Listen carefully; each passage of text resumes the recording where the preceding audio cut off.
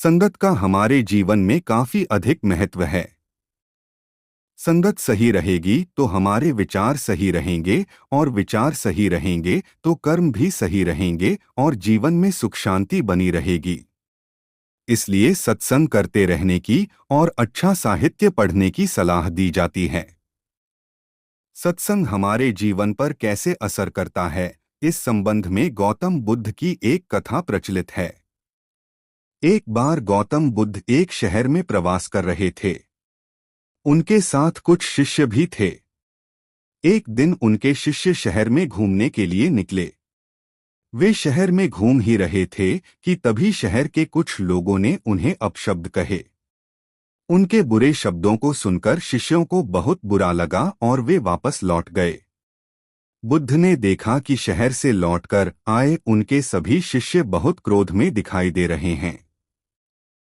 उन्होंने शिष्यों से पूछा, क्या बात है, आप इतने तनाव में क्यों हैं? कुछ दिन बाद बुद्ध ने उस व्यक्ति से कहा कि मुझे प्यास लगी है, पास की नदी से पानी ले आओ। गुरु की आज्ञा मानकर वह पानी लेने नदी किनारे गया। नदी पहुंचकर उसने देखा कि जंगली जानवरों की उछल कूद की वजह से पानी गंदा हो गया है। नीचे जमी हुई मिट्टी ऊपर आ गई है। व्यक्ति गंदा पानी देखकर वापस आ गया। उसने तथागत को पूरी बात बता दी। कुछ देर बाद बुद्ध ने फिर से उसे पानी लाने के लिए भेजा। वह फिर से नदी की ओर चल दिया।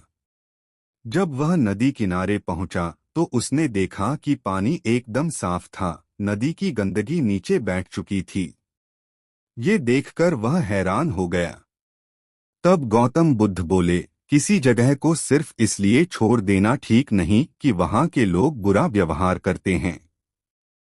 हमें तो कुछ ऐसा करना चाहिए कि जिस स्थान पर भी जाएं, उस स्थान को तब तक नहीं छोड़े जब तक अपनी अच्छाइयों से वहां के लोगों को सुधार न दें। हम जिस भी स्थान पर जाएं, वहां के लोगों का कुछ न कुछ भला करके ही वापस लौटें। बुद्ध भी एक शिष्य क्रोध में बोला, हमें यहाँ से तुरंत चलना चाहिए।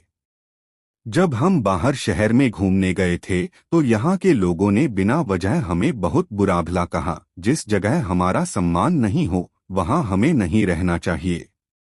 बुद्ध ने कहा, क्या किसी और जगह तुम अच्छे व्यवहार की अपेक्षा रखते हो? दूसरे शिष्य ने कहा, इस शहर से तो अच्छे लोग ही होंगे।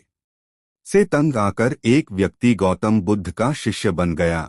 कुछ दिन बाद बुद्ध ने उसे पानी लाने के लिए भेजा। जीवन मंत्र डेस्क। गौतम बुद्ध